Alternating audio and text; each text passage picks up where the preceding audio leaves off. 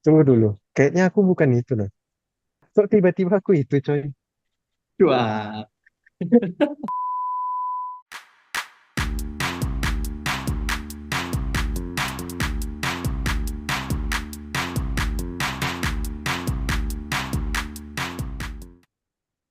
Baik, Assalamualaikum warahmatullahi wabarakatuh.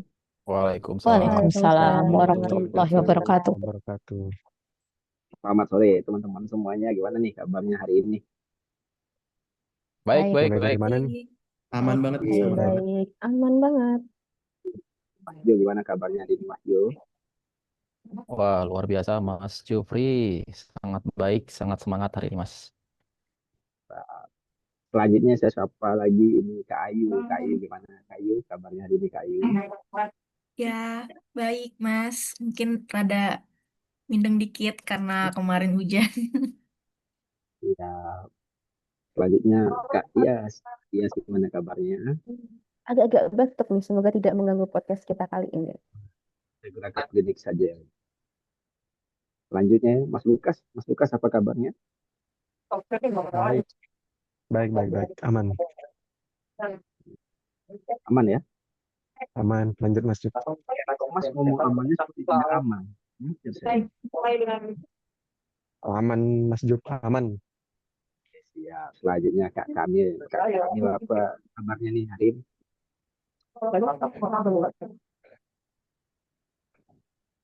Ya.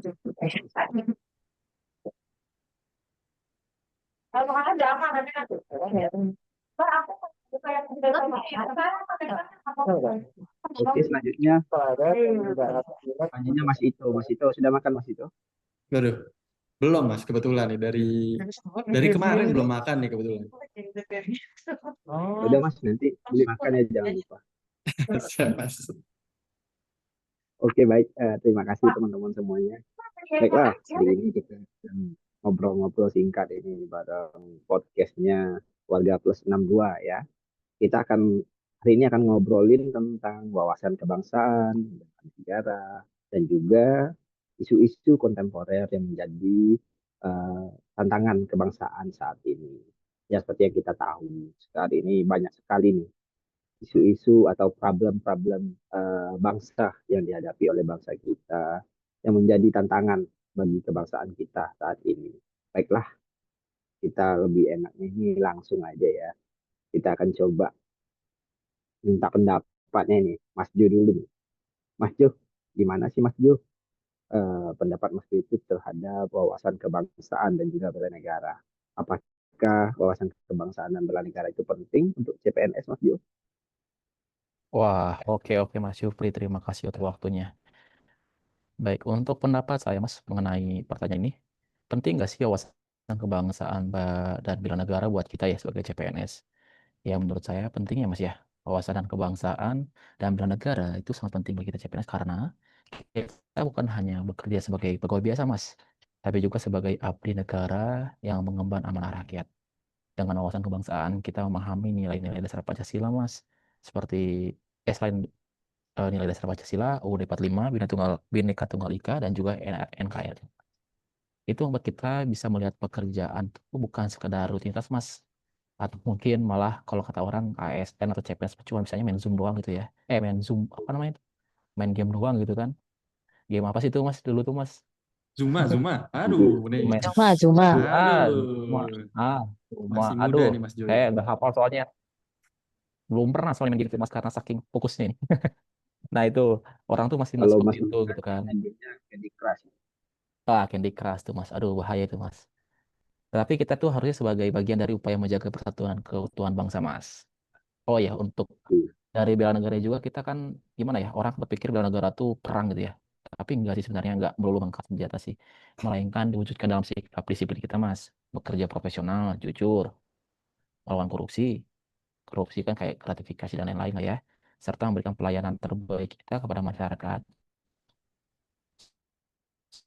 Seorang CPNS tuh harus punya semangat nih mas terhadap bela negara kita ini nih.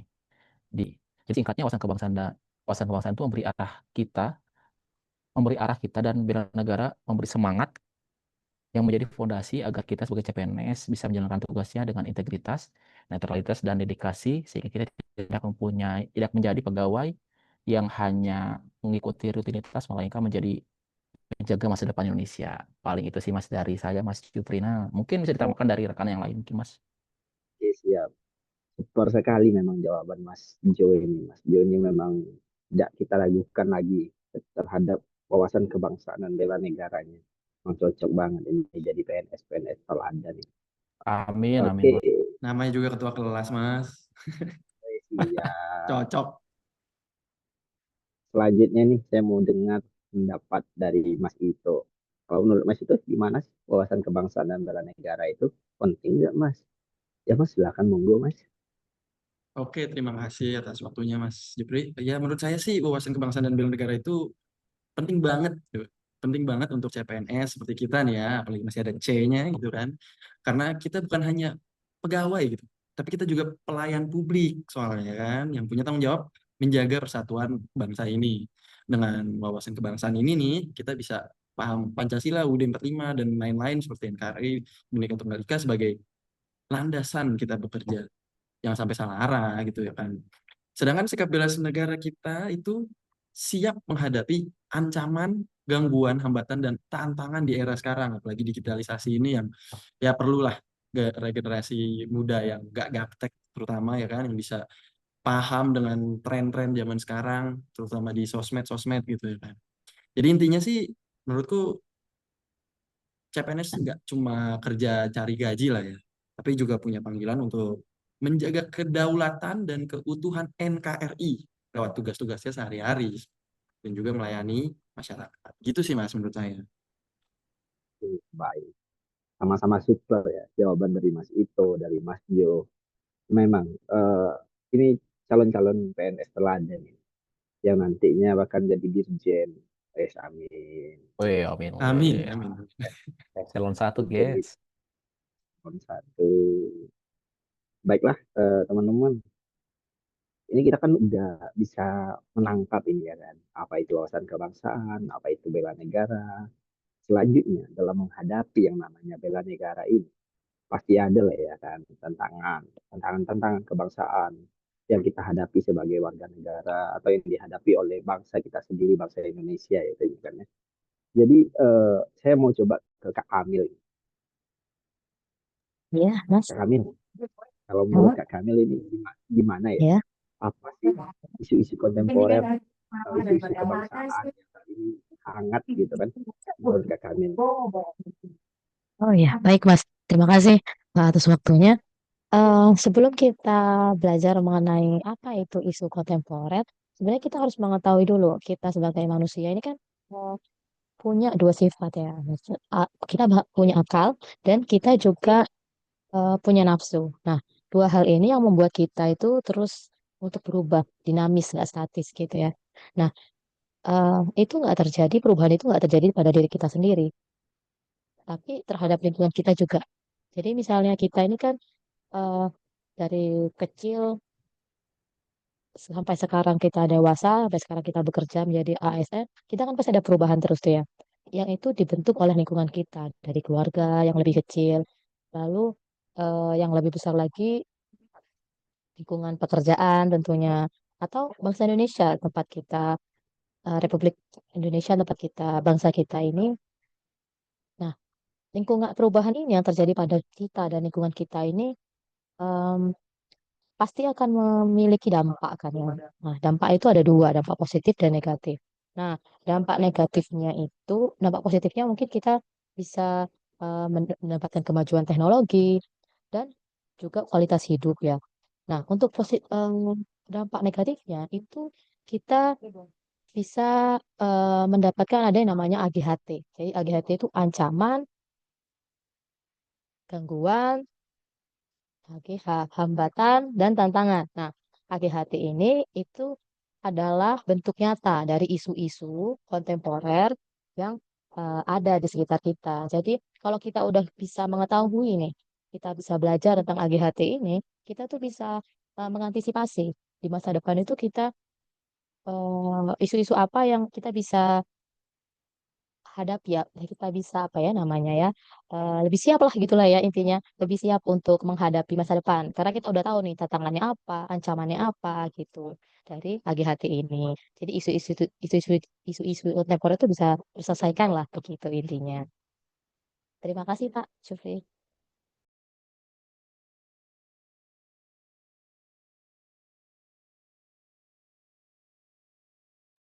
Pak Jupri Pak masih ke Syufri mute belum nih di Pak mute, Jupri. belum di mute. Waduh. Oke, baik. Terima kasih Mbak Kamil. Bagus sekali ya penjelasan yang sangat lengkap dan detail yang telah dijabarkan oleh Mbak Kamil tadi pada kita semua nih. Itu jadi kita kan bicara nih masalah isu kontemporer. Sekarang kita bicara lebih ke contohnya. Contoh realnya itu di masyarakat sekarang apa sih?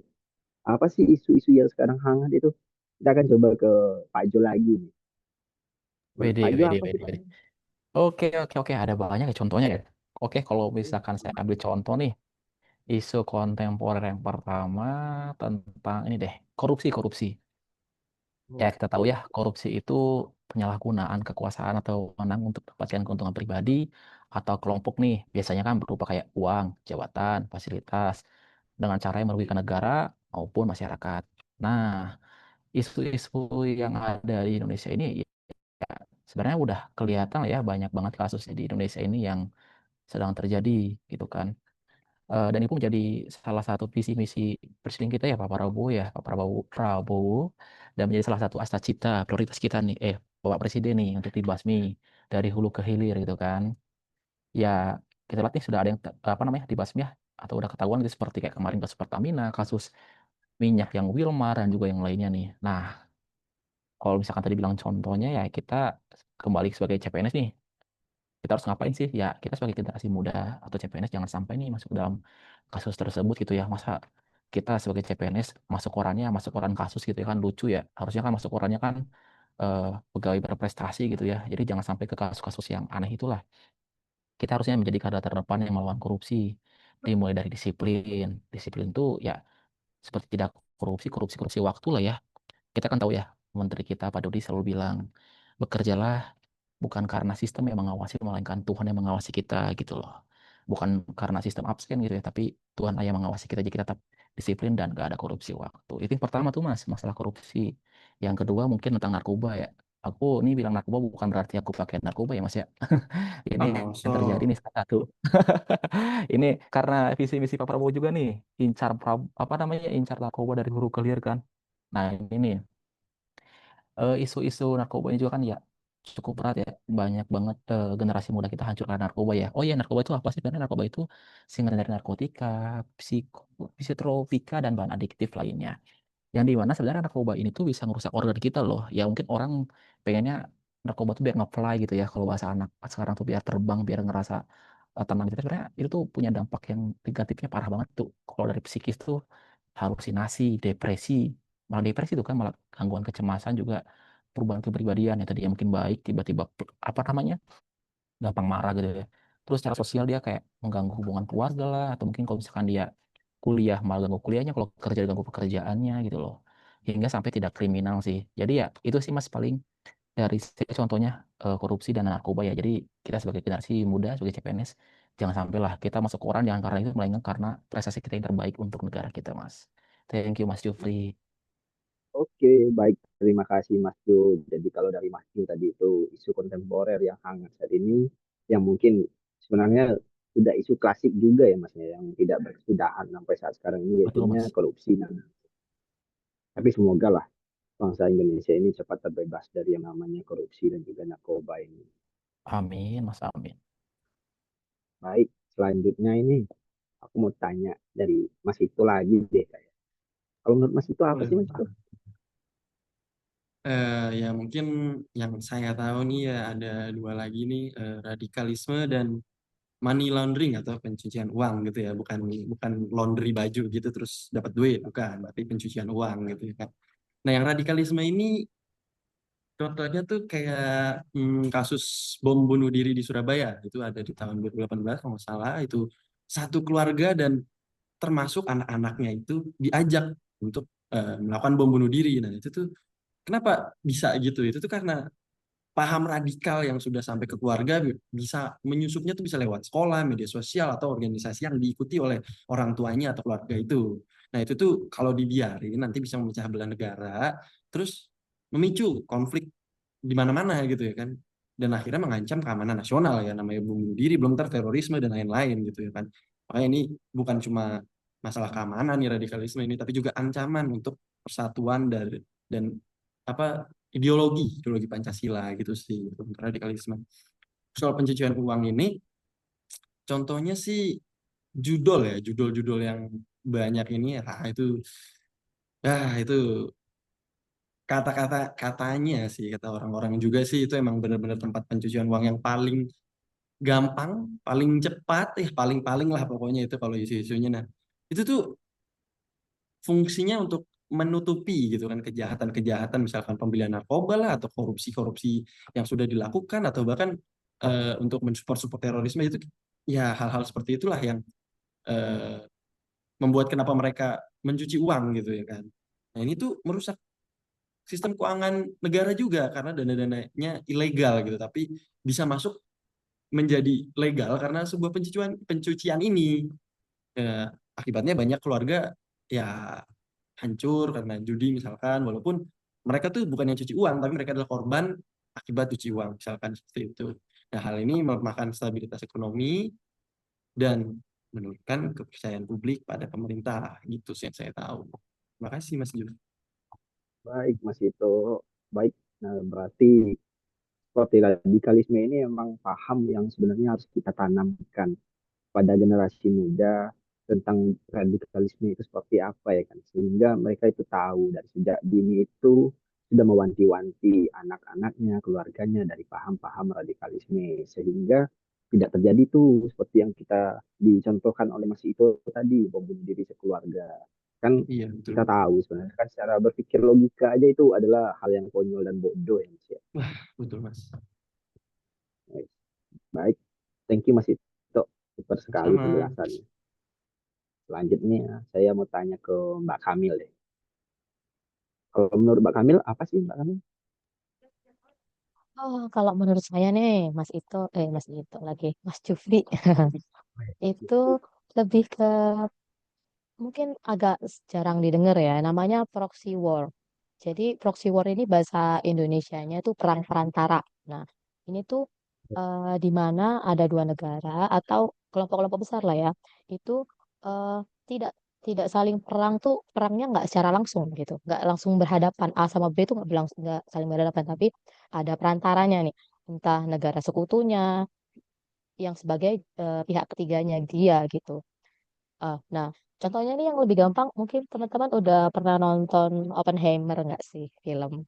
Dulu lagi booming tuh beberapa tahun yang lalu. Nah, di sana tuh Oppenheimer itu di sana kan ada ilmuwan ya, ilmuwan Amerika yang bikin bom atom nih. Nah, eh, karena dan berhasil gitu ya, berhasil mengebom Hiroshima sama Nagasaki kan. Nah, dan mengakhiri Perang Dunia Kedua. Nah, tapi efeknya itu pada saat Cold War-nya, Perang Dinginnya setelah Perang Dunia Keduanya ini. Karena si Amerika ini punya bom atom, otomatis Uni Soviet itu merasa tertantang kan, akhirnya juga bikin senjata nuklir. Jadi mereka ini sebenarnya perang senjata, eh, berlomba untuk meningkatkan teknologi dalam hal senjata gitu. Nah, tapi mereka ini bertarung gitu. Si Amerika sama si Uni Soviet ini bertarung sebenarnya, tapi mereka nggak langsung bertarung, nggak saling tembak-tembakan gitu, nggak saling menjatuhkan bom tuh nggak saling kayak gitu. Tapi mereka gimana caranya? Nah, proxy war ini caranya mereka tuh pakainya proxy war. Jadi mereka mendukung perang-perang misalnya perang Korea, perang Vietnam, Afghanistan. Mereka tuh nge-supply senjata ke mereka gitu. Jadi eh, yang sebenarnya berperang itu sebenarnya Amerika sama Uni Soviet, tapi yang perang beneran itu Korea, Vietnam, Afghanistan kayak gitu. Nah, sebenarnya proxy war ini nggak cuma tentang senjata ya, juga bisa tentang ideologi, juga bisa tentang ekonomi. Jadi kalau misalnya kita naiki tarif nih, misalnya tarif tarif impor atau apa gitu untuk akhirnya menurunkan perekonomian suatu negara itu juga termasuk proxy war. Jadi intinya mereka ingin melakukan perang tapi nggak pengen kotor gitulah tangannya. Jadi pakai negara lain gitu. Gitu aja sih Mas Jupri. Baik. Jadi yang bisa saya tangkap nih dari penjelasan Mbak Kamil ini berarti proxy war ini lebih kayak bisa dibilang joki juga ya Mbak ya. Kayak joki perang. Sebenarnya yang bukan berperang Benar. itu bukan dia. Iya, benar. Jadi kayak negara lain itu menjadi tameng di belakangnya gitu kan. Supply senjata. Oke, oke, siap. Baik, terima kasih Mbak Kamelia. Selanjutnya saya mau ke Mbak Karen ini. Mbak Karen, gimana sih Mbak Karen? Apa contoh isu kontemporer yang saat ini berkembang di Indonesia Mbak Karen? Oke, terima kasih Mas Jufri atas kesempatannya. Jadi, contoh lain menurut saya ini yaitu komunikasi massa. Kalau misalkan kita berbicara tentang komunikasi massa, ini cakupannya cukup luas ya, karena setiap media komunikasi massa ini punya fungsinya masing-masing menyesuaikan dengan mediumnya. Terlebih, misalkan kita ambil contoh media sosial yang bagi saya cukup spesial ya, karena penyebaran informasinya ini relatif cepat dan masif. Tapi jika kita lihat isunya ini yang sedang beredar, media sosial ini fungsinya sudah bergeser. Jadi bukan lagi tempat pertukaran informasi secara faktual, tapi sudah melainkan merambah ke ranah hoax, terus ujaran kebencian tertentu dan mungkin sampai pada doxing ya yang dilakukan oleh oknum tertentu dan digerakkan secara massal atau yang biasa kita temui yaitu buzzer. Nah, uniknya media sosial ini tuh punya karakternya masing-masing nih, dan isu-isunya masing-masing nih, Mas. Kalau misalkan kita ngomongin X atau dulu kita familiar dengan Twitter ya, kata opini publik nih, isinya ini Twitter atau X ini kebanyakan orang-orang kritis yang tukang ribut, yang apa aja diributin dan banyak sekali hate speech yang bertebaran gitu dan pastinya akan selalu ada buzzer yang coba menggiring arah opini publik ini supaya dibelokin nih ke arah yang negatif gitu. Kalau diminta contoh mungkin pasti Mas dan Mbak di sini juga cukup familiar ya yang sedang happening akhir-akhir ini, apalagi kalau kita bicara politik di ruang publik. Nah, menurut saya fenomena ini itu perlu dibenahi mulai dari diri kita sendiri agar kita tidak mudah terbawa arus dan jangan sampai buzzer-buzzer ini tuh menjadi senjata yang berbahaya dalam membentuk persepsi publik dan bisa memecah, memecah bangsa. Itu sih Mas dari saya. Oke, terima kasih Mbak Karen ya. Selanjutnya nih, Mbak Tias, ada tambahan nggak Mbak Tias? Ya, izin menambahkan ya. Tadi kan Mbak Karen udah Siap, silakan. menjelaskan nih tentang tantangannya dari komunikasi massa ini.